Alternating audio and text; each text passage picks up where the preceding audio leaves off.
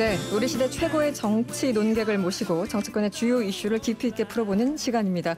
정청래 전 더불어민주당 의원 나오셨고요. 오늘은 이상일 전 새누리당 의원 모셨습니다. 어서 오세요. 네, 안녕하세요. 네, 지금 보이는 라디오와 유튜브로도 생중계되고 있습니다. 두 분이 지금 어떤 모습을 하고 있는지 궁금하신 분들은 지금 바로 MBC 미니로 들어오시거나 유튜브에서 세계는 그리고 우리는 혹은 이승원 이렇게 검색하시면 저희들과 함께 하실 수 있습니다.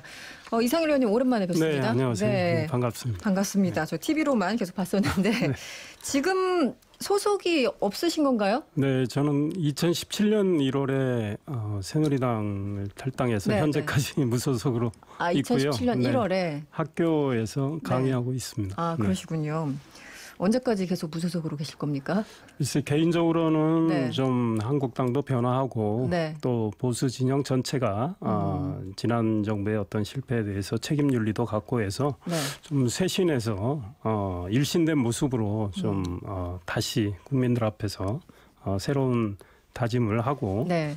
또 새로운 비전을 제시하면서 뭔가 산뜻한 출발을 하면 네. 좋겠다 이런 생각하는데 현실은 또 다르죠. 그래서 쉽지는 않은 것 같아요. 네. 정청래 의원님은 이상일 의원님과 뭐 두 분 관계가 있으십니까? 대한민국 국민이니까. 예, 네, 그렇군요. 그거 외에는 없습니까? 국회에서 네. 같이 19대 활동을 했는데 네. 우리 정 의원님하고는 상임위 활동을 같이 않았군요. 못해서 상임위가 같지 않으면 거의 다른 당은 잘 못 만나요. 그렇죠. 네. 그래서 인연이 그냥 없었던 것으로 사실상 네 알겠습니다. 오늘 여러 가지 얘기를 좀 해봐야 될 것 같은데 뭐 일본 얘기를 안 할 수 없습니다. 일본이 결국 우리나라를 그 백색 국가 목록에서 제외를 시켰습니다. 일본 조치 두 분은 어떻게 받아들이시는지 일단 이상일 의원님부터 먼저 말씀을 주시겠어요? 일본이 지금 2차에 걸쳐서 이렇게 보복을 하는 거 정말 매우 치졸하다고 생각을 하죠. 그러니까 이 역사 문제를 가지고 네.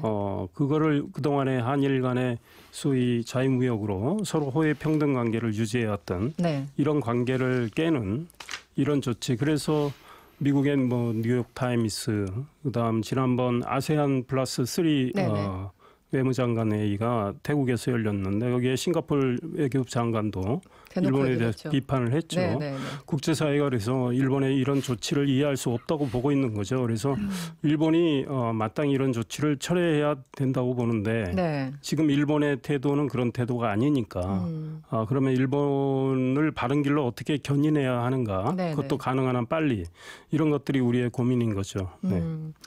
정춘희 의원님 어떻게 보셨어요?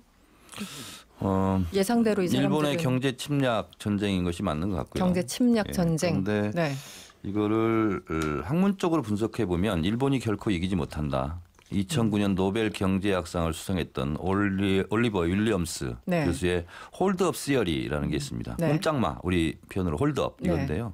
그렇게 갑질을 해서 지금은 이기는 그런 시대가 아니라는 거죠. 그리고 반드시 갑질하던 것이 어떻게 보면 되돌아가서 본인들도 피해를 본다, 성공하지 못한다, 이제 이런 건데요. 네. 대표적인 예가 중국과 일본의 센카쿠 열도 분쟁 때 히토리오 전쟁이 있었죠. 그렇죠. 그래서 결국은 중국이 97%를 독점하던 것을 자원을 무기로 일본을 공격했는데 결국은 그 순간은 일본도 고통을 받았지만 호주, 말레이시아 등과 수입 다변을 꾀해서 결국은 중국이 결국은 손해를 본 거. 네. 지금은 70% 이상 이하랍니다. 지금 히토리오 70% 점유율이. 그래서 결코 일본은 이길 수 없는 무모한 전쟁을 지금 시도한 것이다. 그리고 우리가 30년 전에는요. 일본 국민과 우리나라 대한민국 국민 1인당 국민소득을 봤을 때 17%밖에 안 됐더라고요. 17%? 네네. 30년 전에? 30년 전에. 근데 30년 후가 지난 2018년 작년에는 우리가 80%에서 83%. 그러니까 그렇게 큰 차이가 나지 않아요. 그리고 수출액에 있어서 봐도 세계 순위를 보면 일본이 바로 우리 앞입니다. 그러니까 7,400억 달러, 우리는 6,200억 달러. 그래서 바로 앞순위 뒷순위예요. 그래서 100년 전에 대한민국으로 생각하고 무모한 도발을 했다면 대한민국의 반격으로 결국은 일본은 성공하지 못할 것이라는 생각이 듭니다. 정부가 어쨌든 자신감을 가지고 소위 말하는 극일을 하자 뭐 이런 얘기를 하고 있는데요. 일단 듣기는 좋아요. 그런데 당장 눈앞에 떨어진 과제들이 있지 않습니까? 그 국내 뭐 소재 부품 사업, 그러니까 한마디로 탈일본을 선언을 하고 국산화를 한다고 하는데 이게 사실 단기간에 해결될 수는 없는 거여서 어떻게 보십니까? 정부의 이런 그게 입장? 걱정인 거죠. 네네. 그러니까 사실은 일본이 이런 치졸한 조치를 하기 전부터 우리가 이거를 예견하고 준비를 또 해왔다면 모를까? 네. 그것도 아니란 말이죠. 네. 이번에 국회에서 통과된 추경안 중에 2,732억 원이 소위 이제 일본의 이런 보복에 대한 대응 예산 아닙니까? 네네. 근데 그 예산의 3분의 1 정도, 950억. 그거는 연구 영역을 줘서 R&D 투자를 해서 이게 어떤 쪽으로 어떤 부품과 소재를 개발해야 우리가 생산이 있을까 이걸 연구하는 그 예산이에요. 3분의 1이 R&D 쪽입니까? 네, 네. 그다음에 한 1,200억 정도는 네. 우리가 기술은 갖고 있는데 아직 그 기술을 고도화하지 못한 그래서 성능을 테스트해보자는 예산이에요. 네. 그리고 이제 한 500억은 우리가 이제 기술을 갖고 있고 당장 어느 정도 상용화할 수 있는 그 예산, 네네. 그에 대한 이제 투자 지원이죠. 그러니까 500억 정도는 단기간에 실용성이 있다고 보면 네. 나머지는 시간이 걸리는 문제예요. 그다음에 어제 정부가 국회에서 당정청 회의를 열었지 않습니까? 네. 거기서 우리 소재 뭐 부품 산업 육성하고 연구 인력 확충하고 네. 여러 가지 대책을 내놨죠. 그런데 그것들 역시 우리 국민들이 보기에는 시간이 걸리는 거죠. 그다음에 그 사이에 일본은 그럼 가만히 있는 건 아닐 거 아닙니까? 우리가 뛰면 일본도 뛸 텐데. 그렇다면 소위 일본을 따라잡아서 네. 우리 나름대로 정말 고도화된 좋은 제품을 만들기까지는 시간이 걸리고 네. 또 우리가 의도한 효과가 결과가 우리 예상대로 100% 다 나온다고 지금 보장할 수도 없는 상황이죠. 네. 그러니까 사실은 그동안에 이런 거를 육성을 소홀히 했던 점은 우리가 반성해야 된다고 보고 그다음에 이렇게 육성과 함께 중요한 것은 일단 규제를 정부가 정말 과감히 혁파해야 되겠다. 네네. 그러니까 2012년에 불화수소, 불산 공장 사고가 나서 네. 소위 말해서 화학물질과 관련한 규제를 대폭 강화했단 말이죠. 그래서 이 국산화와 고도화가 덜 된 측면이 있어요. 이런 여러 가지 규제.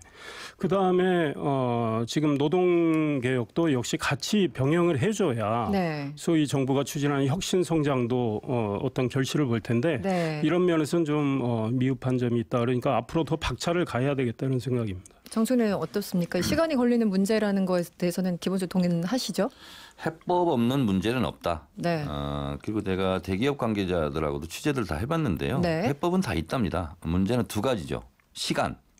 그리고 이제 일본의 품으로 생산을 할 수 있는 라인을 다 짜놨기 때문에 그렇죠. 그러니까 수입을 다변화하고 다른 나라에서 수입을 해온 다음에 거기에 맞는 생산 공정을 바꾸는 것. 네네네. 그리고 비용이 발생하는 것. 그렇죠. 이 세 가지가 네네. 있죠. 근데 대체제는 다 있다는 거죠. 그러니까 브라소스든 뭐 폴리이미드든 다 네네. 있다는 거예요. 그러니까 미국, 독일의 기술력으로 충분히 가능하고 네. 사실 우리 중소기업에서 그런 기술력을 가지고 있는 데가 있는데 네네. 대기업에서 그걸 안 사주니까 중소기업이 성장할 수 없었던 거죠. 그래서 이번 기회에 그런 것도 한번 반성해 보는 기회, 달걀을 한 바구니에 담지 않는다. 네네네. 그런 진리를 다시 한번 생각해 보는 계기가 됐으면 좋겠고요. 네네. 그래서 예를 들면 브라소스 같은 경우는 12-9이라고 하더군요. 99.9999, 999 이렇게 네, 뒤 12개. 소수점까지 12개. 네네. 나오는데 그 정도로 이제 품질이 좋은 것은 사실상 일본 제품이었는데 네. 우리나라 중소기업 제품도 육성 발전했으면 가능했던 내용이고 그리고 다른 나라에서도 이제 대체제가 있다는 건데 일본이 그걸 알기 때문에 시간차 공격을 전 했다고 보는데 순간의 고통 이런 것은 우리가 어쩔 수 없는 부분이 있다 할지라도 네. 어쨌든 이번 기회에 일본에게 너무 독점되어 있던 우리의 수입 라인 이것은 좀 고칠 필요가 있겠다 이런 생각이 듭니다. 뭐 각성의 계기도 되고 뭔가 정책 방향에 있어서 하나의 어떤 기회를 제공해줬다라고 긍정적으로 해석할 수 있지만 당장 이제 말씀하신 시간과 비용이 든다는 것도 있고 오늘 주식시장 보고 깜짝 놀라신 분들 있어요. 이 노영환님 오늘 주식시장 보고 괜찮다라고 하는 건 아닌 것 같은데요. 이렇게 문자 주셨는데요. 어쨌든 사람들 불안감이 있는 건 맞아요. 그 주식시장이라는 것이 네. 일시적 충격, 쇼크에 의해서 이제 출렁거리게 돼 있는데요. 저는 정부의 기조가 대체적으로 좀 잘하고 있고 저는 뭐 안정세로 갈 수 있다 이렇게 보기 때문에 주식시장은 언제든지 뭐 다시 또 좋은 반전의 기회를 마련할 수 있겠다 이런 생각은 좀 듭니다. 그런데 이 부분을 우리는 일본이 노리고 있는 노림수를 분명히 알아야 될 것 같아요. 어떤 일본이 거죠? 근현대사 100년 동안 어쨌든 일본 제국주의 그리고 천황, 일본 네. 일왕의 패권 이런 걸 꿈꿔왔던 나라로서 또 그리고 그런 일본의 극우 세력으로 대표되고 있는 아베 정권이 노리는 것은 간단합니다. 우리가 왜 일제 침략에 대해서 사과하냐. 조선이 감사해야 되지. 우리는 합법이었고 불법이 아니다. 따라서 위안부는 사과할 문제도 아니다. 이런 것을 우리가 한치라도 우리가 용납하거나 받아들일 수가 없잖아요. 네네. 그런 정치적인 문제, 역사적인 문제를 경제라는 무기로 지금 보복해 오고 있는 거지 않습니까? 근데 여기서 어떤 타협점이 저는 있기가 어렵다고 저는 봐요. 그런 면에서 봤을 때 네. 저는 지금 국민들이 뭐 정치권에서 부추긴 바도 없고 정치권이 뭐 부추긴다고 들어줄 국민도 아니지만 어쨌든 제2의 애국 그 운동을 지금 펼치고 있지 않습니까? 네. 이런 부분이 일본 전문가들한테 들어보면 일본에도 상당한 타격이라는 거죠. 원래는 자기들이 경제 보복을 딱 하게 되면 대한민국에서 문재인 대통령 탄핵 촛불 시위가 일어날 것이다. 뭐 그리고 IMF 사태도 올 것이다. 네, 이렇게 극우 사이드에서 기대하고 그걸 노리고 했다는 얘기도 있어요. 근데 오히려 반대로 우리 국민들이 지혜롭게 지금 네. 어떻게 보면 위대한 항일전을 지금 펼치고 있는데 그렇다. 저는 그래서 국민의힘을 좀 믿고 네. 정부도 좀 단호할 때는 단호하게 좀 나갔으면 좋겠어요. 알겠습니다. 이상일 의원님 오늘 문재인 대통령이 네. 수보회의, 수석 네. 보좌관 회의를 주재했는데 이 자리에서 이런 얘기를 합니다. 이번 일을 겪으면서 평화 경제의 절실함을 다시 한번 확인할 수 있었다. 일본 경제가 우리보다 우위에 있는 것은 경제 규모 그리고 내수 시장으로 남북 간의 경제 협력으로 평화 경제가 실현된다면 단숨에 따라잡을 수 있다. 이렇게 얘기를 했는데 이 발언은 어떻게 보셨어요? 그러니까 대통령이 설정한 일종의 목표라고 저는 생각을 해요. 그러니까 그거를 네. 지향해서 추진하는 건 좋다. 그런데 이제 당장 그 대통령이 생각하는 그 평화 경제가 네. 남북한 평화 경제가 우리가 원하는 시점에 올 수 있느냐의 문제. 이거는 현실적인 문제입니다. 그러니까 그런 평화 경제를 실현을 해서 정말 일본을 제압할 수 있느냐. 네. 그게 과연 얼마나 걸리느냐. 이 문제 아니겠어요? 국민들이 갖는 의문은 그거죠. 네. 근데 지금 남북한의 현실을 지금 냉정히 바라보면 네.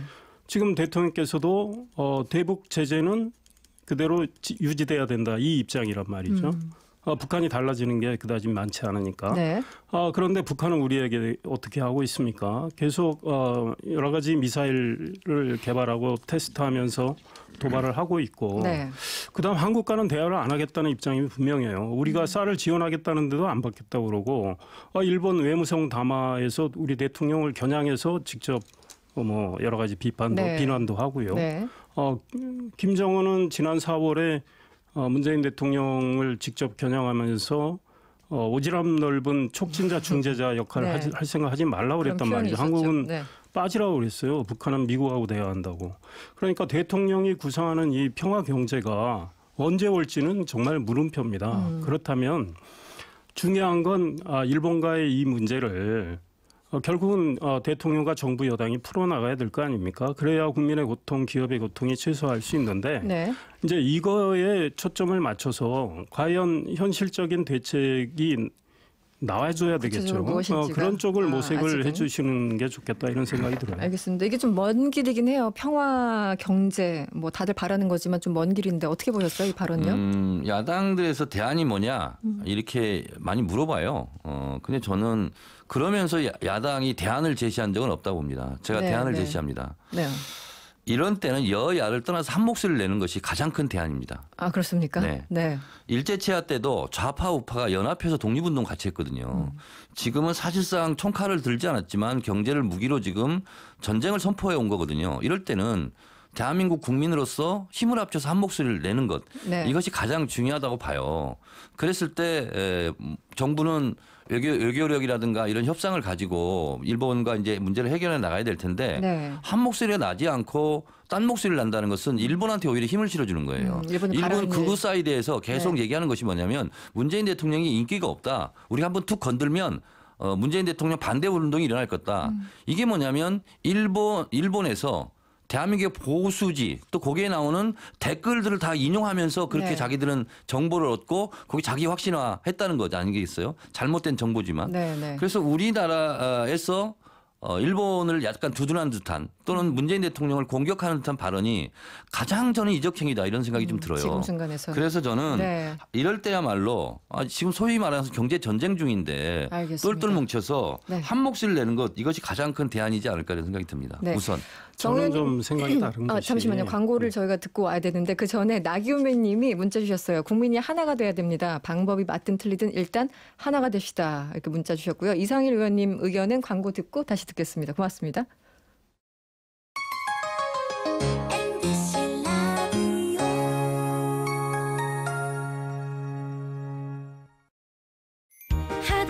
하드론 프리미엄 브레이크 패드 상신 하드론 하드론 프리미엄 브레이크 패드 상신 하드론 2018년 금감원 제품 매출 공시 기준 12년 연속 국내 1위 상신 브레이크 하드론. 무료하다. 어떻게 이렇게 무료할 수가 있지? 주식 거래가. 마침내 미래에셋대우 온라인 국내 주식거래 수수료 무료. 그냥 무료. 평생 무료. 8월 30일까지 일생일대 무료할 기회를 놓치지 마세요. 미래에셋대우. 비대면 최초 신규 고객 대상. 평생 무료는 유관기관 재비용 제외. 원금 손실 유의.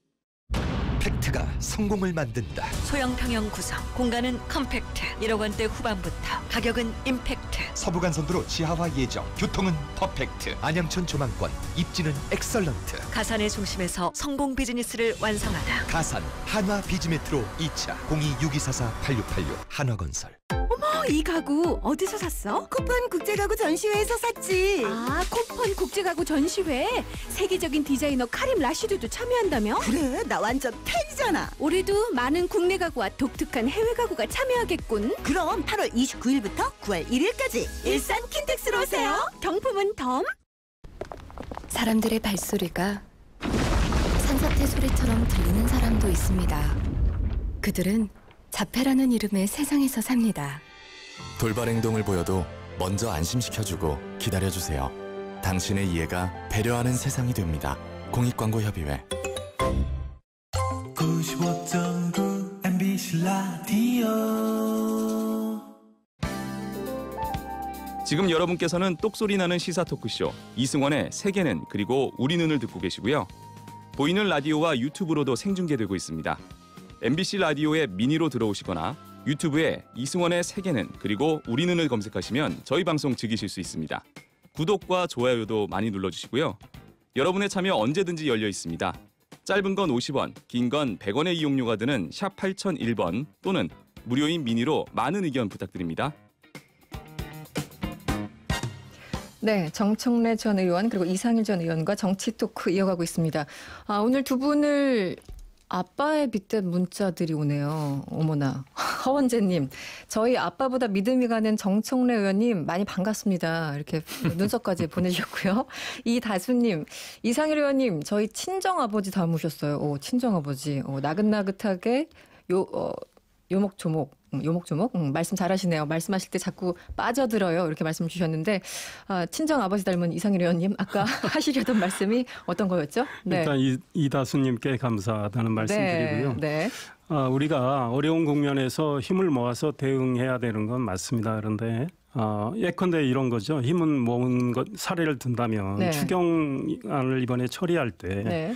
2,732억 원의 일본 대응 예산을 야당도 한 푼도 깎지 않고 반영을 했어요. 네. 야당이 근데 이 돈 가지고 도대체 뭐 할 거냐. 처음에 뭐 목록을 가져와라. 네. 그런데 정부가 사실은 R&D에 좀 투자할 테니까 좀 이해해달라. 이렇게 해서 조금 뭐 야당이 문제를 삼은 적은 있지만 그리고 이 대응 예산 가지고 과연 얼마나 효과를 볼 수 있겠느냐. 이런 네. 지적을 하면서도 네. 처리를 해줬단 말이죠. 네. 그거는 당장 급한 불은 급한 불대로 꺼야 되기 때문이죠. 그런데 이제 정부의 하는 일에 대해서 야당이 비판하는 걸 모든 거를 발목 잡기라고 생각하면 곤란하다는 거죠. 네. 야당의 비판 속에 길이 있고 지혜가 있다라는 생각. 그래서 정부가 오히려 야당의 의견도 더 경청하고 네. 거기서도 좋은 아이디어와 네. 수단을 찾으려는 노력은 꼭 해야 되겠다.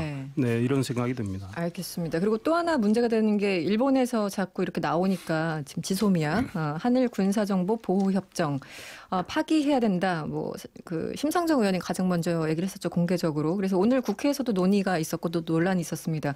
정 의원님은 어떻게 보세요? 지소미아 파기해야 됩니까? 파기해야 된다가 아니라 네. 파기된 상태입니다. 사실상. 네, 그렇습니다. 어떤 맥락에서요? 일본 아베 정권의 최종 목표는 헌법을 개정해서 전쟁을 일으킬 수 있는 나라가 네. 목표가 아니겠습니까? 네. 그런데 지금 자위대가 사실은 무력을 가지면 안 되는데 위헌적인 상태에서 자위대가 파병이 가능할 정도로 지금 바꿔놨어요. 그럼 이제 헌법마저 개정한다. 네. 그러면 일본이 지금 경제 전쟁을 치르고 있는데 뭐 군사 전쟁을 치를 수도 있는 거예요. 그런 상태에서 사실은 대한민국의 그 한일 군사정보보호협정 지소미아 2조 목적이 보잖아요. 네. 대한민국에서 생산하는 모든 정보를 교환하게 돼 있어요. 모든 정보. 네, 모든 정보가 아예 딱 적시돼 있어요. 그리고 형태도 문서, 자기, 영상, 뭐 신호 모든 걸 다 교환하게 돼 있거든요. 네. 근데 어쨌든 우리로서는 일본에서 무슨 고급적 군사 정보를 가져올 게 없어요. 일본이 원하는 것은 대북 정보거든요. 네네. 그렇게 봤을 때 저는 일본이 안보 위협국으로 우리를 지금 전락시킨 거 아니고 화이트 리스트에서 배제했던 것은 안보 감시국으로 우리를 그 대상으로 본다는 거거든요. 안보를 믿지 못한다면서 대한민국과 일본이 안보 정보를 주고받는다? 사실상 폐기된 상태거든요. 네. 그래서 저는 정부 행정부에 있는 사람들은 신중을 기한다 이렇게 말하는 게 맞고요. 네. 그 정치권이라든가 국민들은 이거 폐기해야 맞다. 아니 일본이 지금 경제 침략 전쟁을 하고 있는 상황에서 무슨 고급 군사 정보를 교환하냐. 네. 이렇게 얘기해 주는 게 맞아요. 네. 그래서 그걸 가지고 이것이 이제 8월 24일 날 우리가 최종 마감 시간이고 네네. 화이트 리스트의 시행은 27일이잖아요. 네. 그래서 일본이 화이트 리스트 배제한 것처럼 우리도 일단 이것을 국민들이 빨리 이거 파기해야 된다라고 정부에게 오히려 압력을 행사하는 것이 맞겠다는 생각이 들어요. 민주당 이해찬 대표 같은 네. 경우는 좀 신중하다가 지난주 이제 2일부터 뭐 의미가 있냐 이렇게 얘기를 하고 있고 자유한국당은 또 다른 입장인 것 같고요. 어떻게 보세요? 그러니까 네. 일본의 논리가 네. 우리를 화이트리스트에서 일본이 배제할 때 소위 안보 문제를 들고 그랬죠. 배제를 했단 말이죠. 네. 그러니까 그러면 우리를 안보적으로 신뢰할 수 없다는 거 아니냐. 네, 우리는 이런 문제 제기를 할 수 있고 네. 그렇다면 우리도 지소미아 이게 파기할 수 있다. 이제 논리적으로는 이렇게 연결될 수 있어요. 네, 그런데 네. 이제 이 현실을 좀 보고 상황 악화는 가능한 막으면서 대통령도 일본의 태도를 비판하시지만 그러나 외교의 문은 열어놨단 말이죠. 네, 네. 그러면 외교적으로 가능한 한 문제를 빨리빨리 해결하려는 노력이 필요하단 말이죠. 국제사회에서 바라볼 때 네. 한국은 지금 피해자예요. 근데 한국이 피해를 입으면서도 한국이 의연함과 냉철함을 잃지 않고 있다는 걸 저는 보여줄 필요가 있다. 그렇게 해야 국제사회 여론도 더 우리 쪽으로 다가온다. 그렇다면 우리가 마찬가지로 이 경제 보복을 당하면서 이제 안보 사항을 가지고 우리도 이제 대응을 한다면 일본이나 크게 다를 바가 없는 측면이 있어요. 그렇기 때문에 지소미아는 그것대로 가치가 있다고 봅니다. 네, 우리의 감정으로는 네네. 뭐 파기할 수도 있지만 네. 이 지소미아가 우리에게 주는 여러 가지 가치가 있어요. 그러니까 우리는 지소미아를 파기할 경우 우리도 손해를 보는 겁니다. 그다음에 미국에 대해서 우리가 압박 카드로 이 카드를 꺼낸 건데 미국이 지금 중재할 그런 아직 적극적으로 나설 노력은 안 보이는 것 같아요. 네네. 그렇다면 미국의 중재는 중재대로 우리가 잃고 또 지소미아 파기로 미국의 불신을 자초하는 측면도 있을 수 있어요. 그래서 이 문제에 대해서는 신중하게 접근하고 저는 우리가 의연하게 24일 네. 뭐 지소미아를 우리는 유지하겠다고 통보를 한다면 일본이 화이트리스트에서 우리를 배제하는 그 시행령을 이제 시행하는 날이 28일로 알고 있는데 네네. 그날 일본이 그걸 그대로 고를 소위 고를 한다, 시행을 한다고 했을 때 일본이 얼마나 치졸하게 보이겠습니까? 국제적인 그래서 고립을 위해서라도 네, 파기하지 않는 게 저는 좋다. 지소미아는 우리의 안보를 위해서라도 네. 유지하는 게 좋고, 그다음에 일본이 갖고 있는 각종 대북 정보도 저는 굉장히 가치 있다고 봐요. 그래서 일본의 감청 능력은 매우 뛰어나고, 네. 예컨대 북한이 단거리 미사일을 쐈을 때 동해상으로 넘어가서 떨어지는 지점에 대해서는 우리가 레이더로 잡지 못하는 것들도 있어요. 그러니까 일본이 훨씬 우리보다 탄착 지점은 파악을 잘할 수 있거든요. 그래서 이번 미사일의 사거리도 일본 정보를 갖고 사거리를 600km라고 측정했다는 거 아니겠습니까? 그러니까 우리가 뭐 화가 난다고 해서 똑같이 감정적으로 대응하는 건 저는 사태를 해결하는 현명한 방법은 아니다, 이런 생각이 듭니다. 그러니까 저 주장은 네. 주장으로서 저는 가치가 있다고 봐요. 네. 왜냐하면 저런 주장도 있을 수 있고 저 같은 주장도 있을 수 있고, 그래서 사실은 이 한일 군사정보보호협정이 이 판국에 무슨 필요가 있냐, 무슨 소용이 있냐, 자꾸 이것이 이슈화되는 것은 네. 미국에게도 일정 정도의 압력이 될 수 있거든요. 네네네. 왜냐하면 이 지소미아를 맺을 때 미국의 압박에 의해서 사실상 우리가 맺게 된 거거든요. 그렇죠. 미국의 입장으로 보면 한미일 삼각 안보 동맹, 그러면 한국과 미국이 잘 지내야 되잖아요. 한국과 일본이. 그래서 사실 위안부 협상도 강요한 측면이 많아요. 그래서 일본 내에 있는 미군, 그리고 일본 자위대, 그리고 한국에 있는 주한미군, 한국군이 연합으로 작성된 정보는 네. 패스트 트랙처럼 그냥 왔다 갔다 하거든요. 네네네. 근데 지소미아가 폐기되면 제일 불편한 게 사실은 미국이라는 거예요. 그렇죠. 중간에 끼어 있는. 그래서 미국이 네. 지금 약간 관망하고 있는데 지소미아를 진짜 폐기할 것 같으면 미국이 불편한 거거든요. 그러면 오히려 그걸 지렛대 삼아서 미국이 움직여 줄 수도 있다. 개입하도록 관여하도록. 그런 면에서 봤을 때 정부 입장은 신중한 입장을 기하되 정치권에서 그리고 국민들은 지소미아를 폐기해야 되는 거 아니냐라고 자꾸 압박 강도를 높이는 것이 저는 외교전에서도 저는 좀 유리하겠다, 이런 생각이 듭니다. 이건 어떻습니까? 최재성 더불어민주당 의원 지금 일본 경제 침략 대응 특별위원회 위원장 맡고 있죠. 오늘 오전에 MBC 라디오 시선 집중에 출연을 해서 이런 얘기를 했습니다. 이 도쿄를 포함해서 일본 전역으로 여행 금지 구역 확대를 검토해야 된다. 방사능 등을 이유로 들었어요. 뭐 그 외 다른 이유도 있겠지만 이런 방안은 어떻게 보세요? 저는 합리적 주장이고요. 일본에게는 상당히 뼈아픈 아킬레스건이 될 수 있다. 실제로 다른 방송들에서 이렇게 프로그램을 보면 후쿠시마에 가면 방사능 오염도가 상당히 높다는 거 아니에요. 지금도 안전에 위험이 있고. 그런데 아베가 지금 뭐라고 떠들고 있냐면 2020년 도쿄올림픽 때 후쿠시마산 음식물을 국가대표들에게 제공하겠다. 문제가 되고 있죠. 그러면 임상실험 하겠다는 거 아닙니까? 네. 이런 후한무치한 일이 어디 있어요. 네. 그래서 그런 것도 미리 알릴 겸 그래서 실제로 방사능 오염에 노출될 수 있는 위험한 여행은 하지 말자고 얘기하는 것은 당연한 조치고요. 자국민 안전상. 네네. 그리고 일본 외무상 홈페이지도 보면 4차례나 지금 한국 여행 주의 경보를 내렸어요. 네네. 일본은 그러면 우리를 계속 때리는데 우리는 맞고만 있고 인내하고 참고 그렇게 하면 되겠느냐. 그래서 우리도 맞대응하는 차원에서 저는 일본 여행 금지, 여행 주의 조치 이 카드는 계속 만지작거리고 있어야 된다고 봅니다. 일본 쪽에서는 혐일 시위가 있다면서 그런 이유로 지금 여행을 자제하라고 일본에서 얘기를 하고 있는 거죠. 우리는 방사능을 얘기하고 있고. 이상일 의원님은 어떻게 보십니까? 그러니까 일본하고 저는 똑같이 나가는 건 맞지 않다고 봐요. 그러니까 눈에는 눈, 이에는 이. 이거는 사태 해결에 도움이 안 된다고 생각하고 이제 일본의 여행주의 조치, 뭐 일본 입장에서 우리를 더 압박하는 측면이 있죠. 그리고 뭐 한국에 서 뭐 시위가 벌어질 때 일본인 여행객들 조심하라 이러는 건데 그거보다 더 강한 우리 입장에서 뭐 도쿄를 가지 말라 아예 금지 조치를 취한다. 그러면 이 사태를 오히려 감정적으로 대응하는 거고 악화시키는 거라고 봐요. 그러면 그동안에 방사능에 이런 위험이 있었다면 우리는 그동안에 왜 조치를 안 했습니까? 그리고 많은 분들이 이미 도쿄에 자유롭게 다녀왔어요. 그런데 여행 금지로 대응한다. 이거는 사실은 너무 감정적인 대응이에요. 그런데 저는 지금 이 문제를 풀어야 할 책임을 갖고 있는 여당에서 물론 강경한 목소리 하면 뭐 좀 시원해 보이고 그 뭐 분통을 터뜨리는 우리 국민들한테 네. 어필할 수 있겠죠.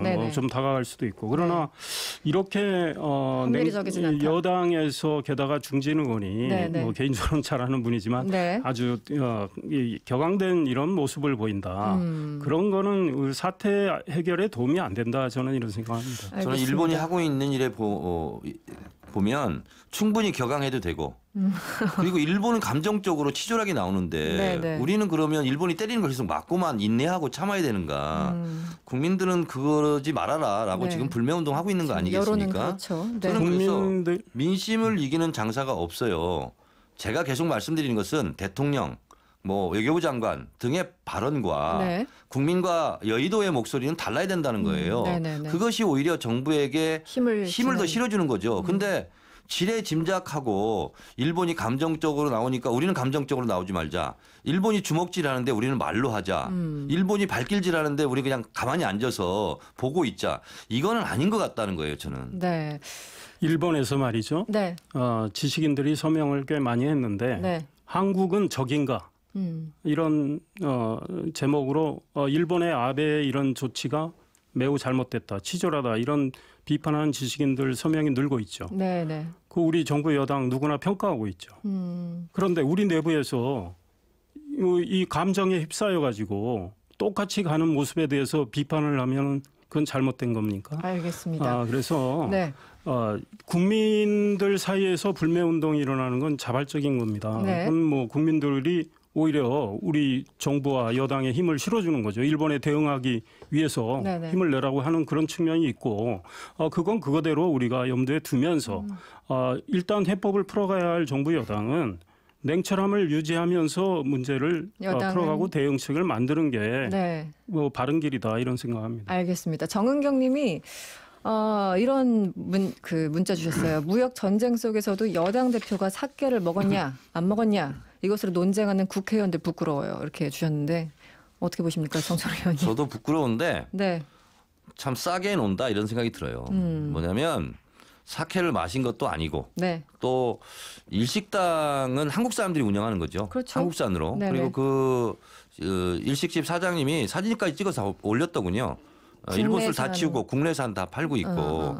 그런데 꼬투리를 잡을 수는 있겠으나 좀 치졸하게 잡는다 이런 생각이 좀 들고 그래서 좀 야당에서 뭐 사케를 먹지도 않는데 사케를 먹었냐 안 먹었냐 왜 일식당 가냐 이거는 가지고는 네. 국민들에게 호응을 받을 일은 아니다. 가뜩이나 왜 자유한국당은 아베는 욕하지 않으면서 왜 문재인 대통령한테 계속 때리냐. 이거 가지고 국민들이 불만이 많아요. 자유한국당. 좀 정신 좀 차렸으면 좋겠어요.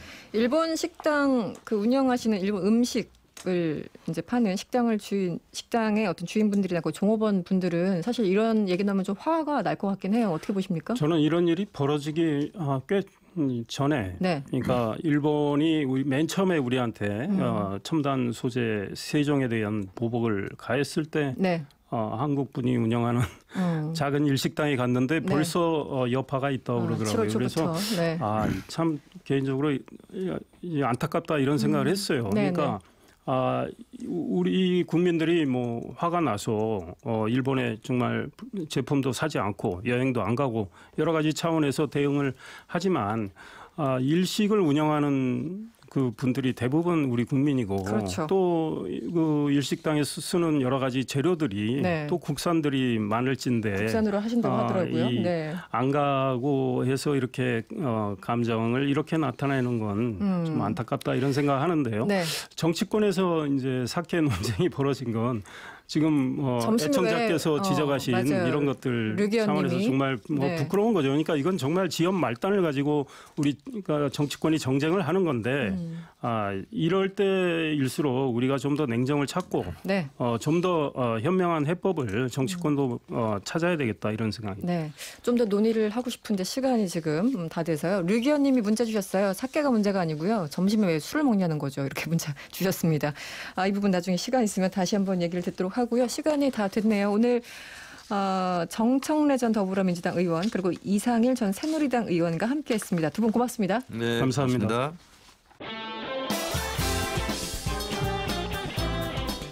여러분의 퇴근길을 꽉 채워드립니다. 평일 저녁 6시 5분 이승원의 세계는 그리고 우리는